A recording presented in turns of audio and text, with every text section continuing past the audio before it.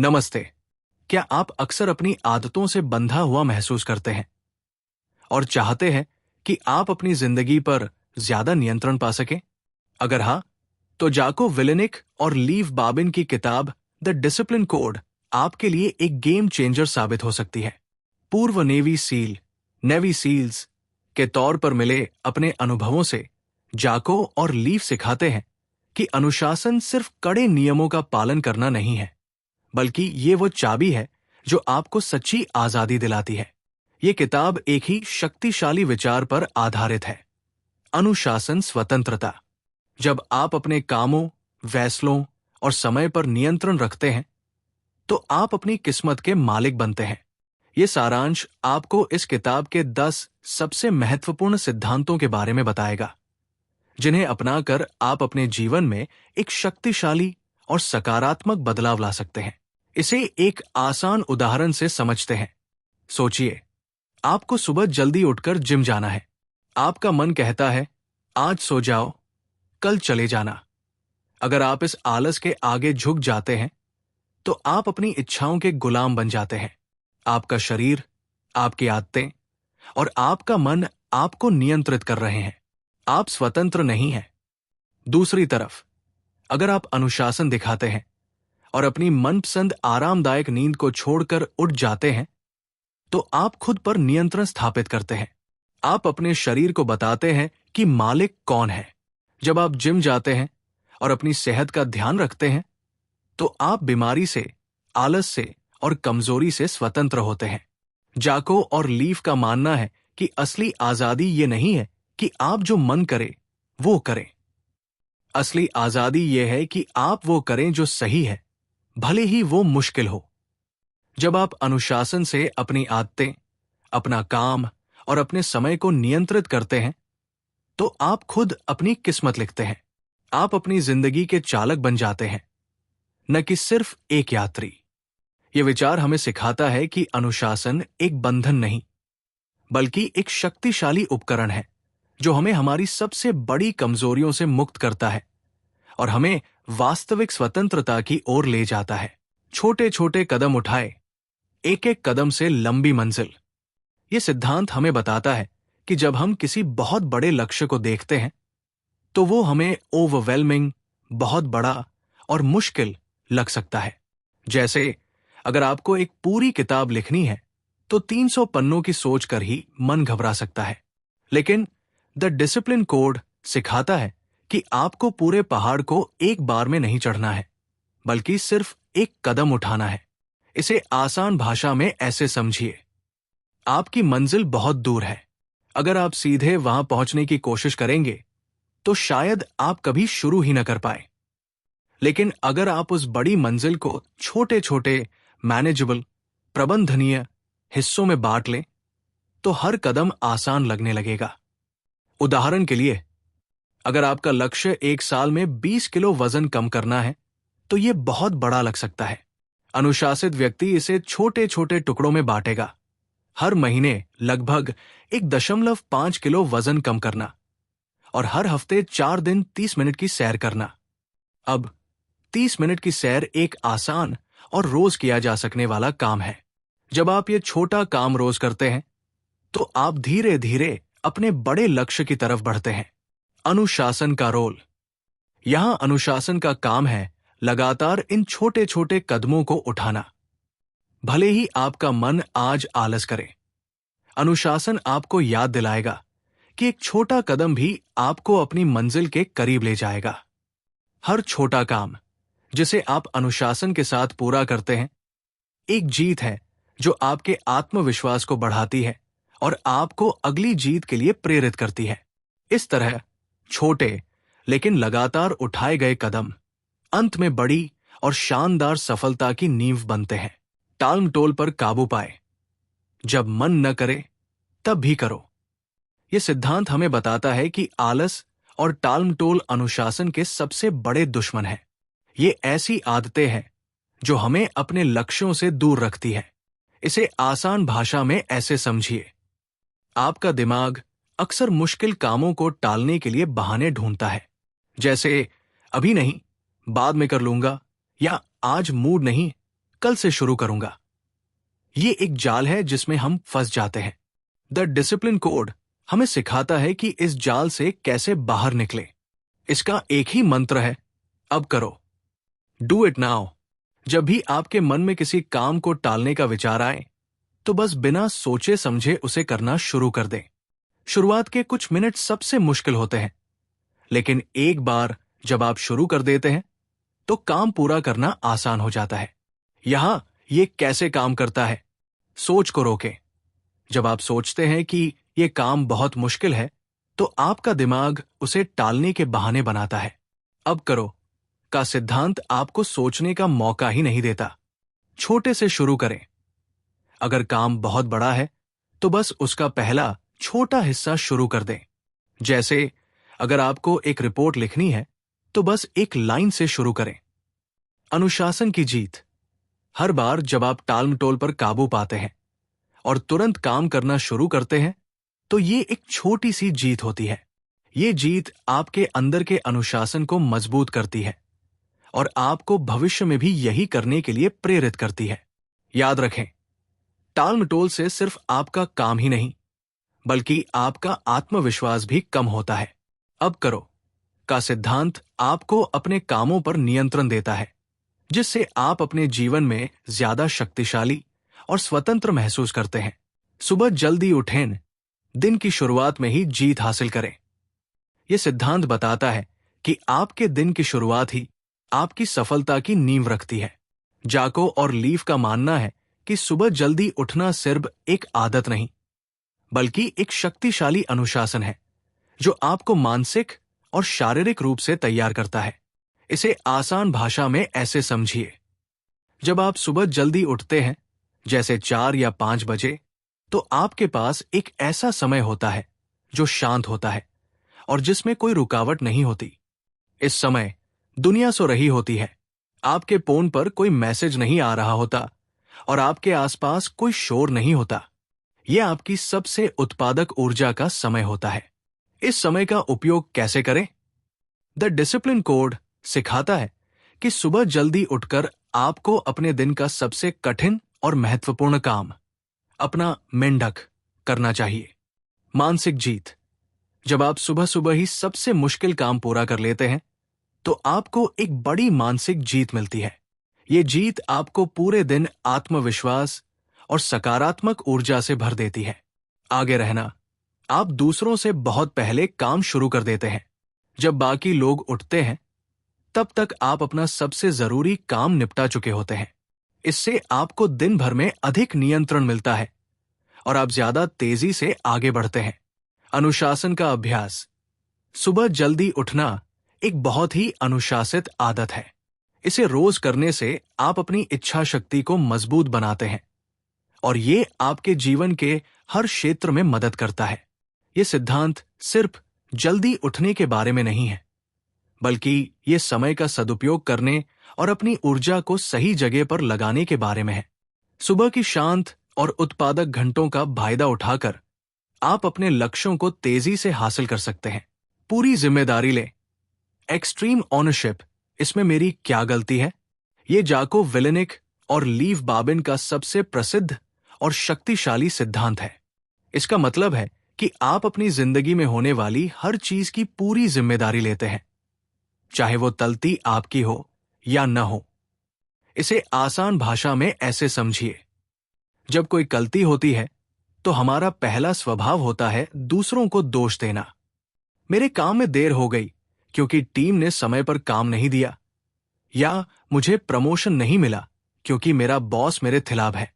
लेकिन extreme ownership का सिद्धांत कहता है कि ऐसा सोचना आपको कमजोर बनाता है। जब आप दूसरों को दोष देते हैं, तो आप अपनी शक्ति उन्हें दे देते हैं।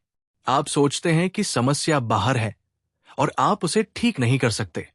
इसके बजाय एक अनुशासित व्यक्ति खुद से पूछता है, इस समस्या में मेरी क्या जिम्मेदारी थी? मैं इसे कैसे सुधार सकता हूं? यह कैसे काम करता है? नियंत्रण पाना। जब आप जिम्मेदारी लेते हैं, तो आप अपनी शक्ति वापस ले लेते हैं। आप समझते हैं कि भले ही समस्या की शुरुआत कहीं और से हुई हो, लेकिन आप उसे ठीक करने के लिए कुछ कर सकते हैं। समाधान ढूंढना, दूसरों को दोष देने से कोई समाधान नहीं निकलता। लेकिन जब आप अपनी जिम्मेदारी लेते हैं तो आपका दिमाग समाधान पर ध्यान केंद्रित करता है।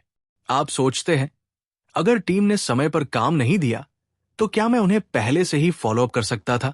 नेतृत्व कौशल का विकास, चाहे आप किसी टीम के लीडर हो या ना हो, जिम्मेदारी लेने से आपके नेतृत्व कौशल में सुधार होता है।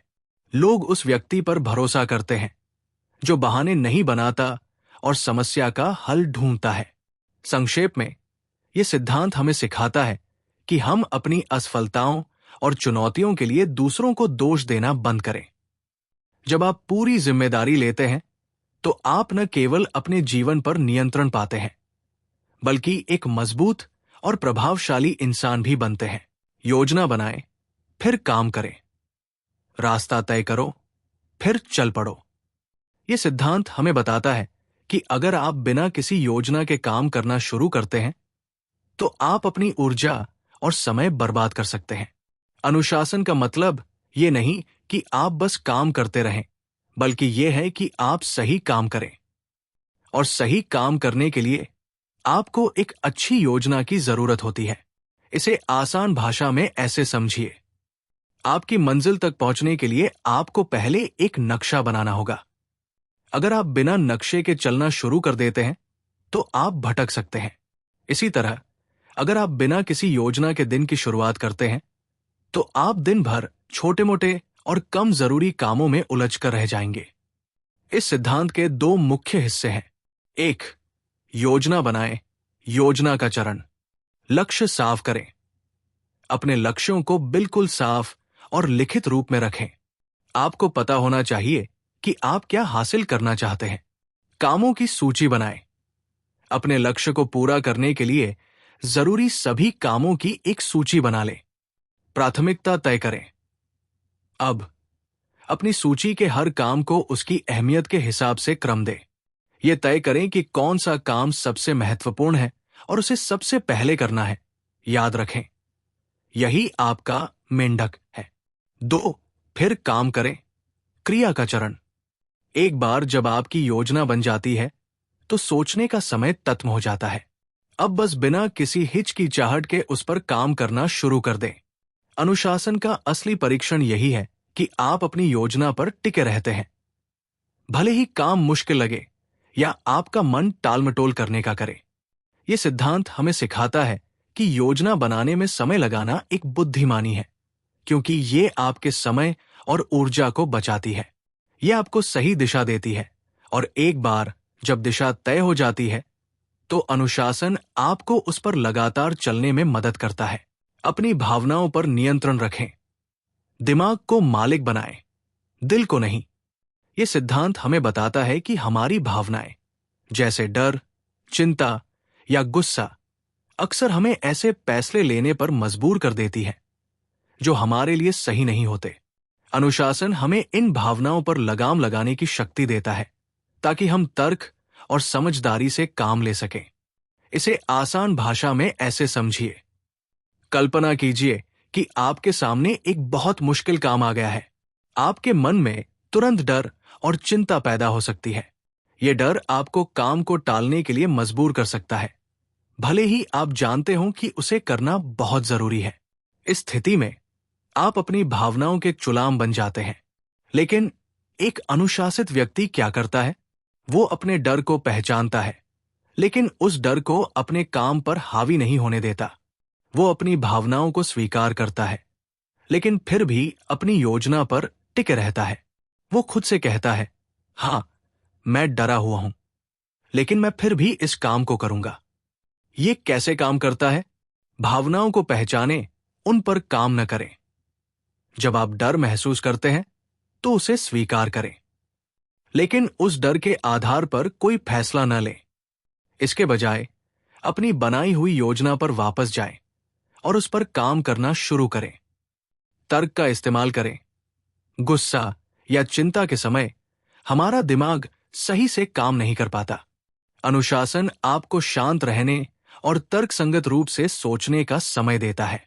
आंतरिक शक्ति, अपनी भावनाओं को नियंत्रित करना एक तरह की अंदरूनी शक्ति है जब आप इस शक्ति का अभ्यास करते हैं तो आप न केवल अपने काम में बेहतर होते हैं, बल्कि जीवन में भी आने वाली हर चुनौती का सामना करने के लिए ज्यादा मजबूत बन जाते हैं।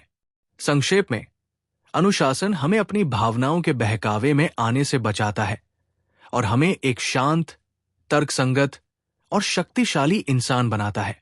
आलस की पहचान करें, बहाने नहीं, बस काम। ये सिद्धांत हमें बताता है कि आलस हमेशा साफ तौर पर नजर नहीं आता। ये अक्सर छोटे छोटे मासूम बहानों के रूप में हमारे दिमाग में आता है और हम उन पर ध्यान नहीं देते। इसे आसान भाषा में ऐसे समझिए, जब कोई बड़ा और मुश्किल काम सामने आता है तो हमारा मन उस काम से बचने के लिए तुरंत बहाने बनाना शुरू कर देता है। ये बहाने कुछ इस तरह के हो सकते हैं: मैं बहुत थक गया हूं, आज थोड़ा आराम कर लेता हूं। ये काम अभी इतना जरूरी नहीं है, इसे कल कर लेंगे। मुझे और जानकारी चाहिए, पहले थोड़ी रिसर्च कर लेता हूं। जबकि काम शुरू किया जा सकता है, मैं कल सुबह से एक नया टाइम टेबल बनाऊंगा और फिर शुरू करूंगा। ये सब असल में टालमटोल के बहाने हैं। ये बहाने आपको कुछ समय के लिए अच्छा महसूस करा सकते हैं, लेकिन ये आपको आपके लक्ष्य से दूर ले जाते हैं। अनुशासित व्यक्ति क्या करता है? एक अनुशासित व्यक्ति इन छोटे छोटे बहाने को पहचान लेता है। वो जानता है कि ये आलस के ही रूप है। वो इन बहानों को स्वीकार करने के बजाय खुद से कहता है, नहीं, मैं जानता हूं कि ये एक बहाना है, और फिर वो तुरंत काम करना शुरू कर देता है। ये कैसे काम करता है? जब आप आलस को उसके छिपे हुए रूप में पहचान लेते हैं तो आप उस पर नियंत्रण कर पाते हैं। आप जानते हैं कि ये आपका मन है जो आपको काम से बचाना चाहता है। इस पहचान के बाद आप अब करो, डू इट नाउ के सिद्धांत का उपयोग करके तुरंत काम शुरू कर सकते हैं। संक्षेप में, यह सिद्धांत हमें सिखाता है कि अपने बहाने और छोटी छोटी टालमटोल की आदतों के प्रति सचेत रहें।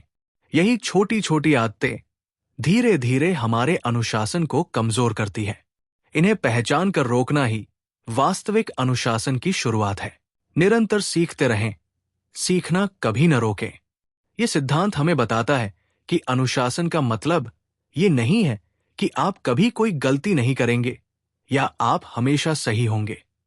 इसके बजाय इसका मतलब यह है कि जब आप गलती करते हैं तो आप उसे स्वीकार करते हैं, उससे सीखते हैं और बेहतर बनने की कोशिश करते हैं।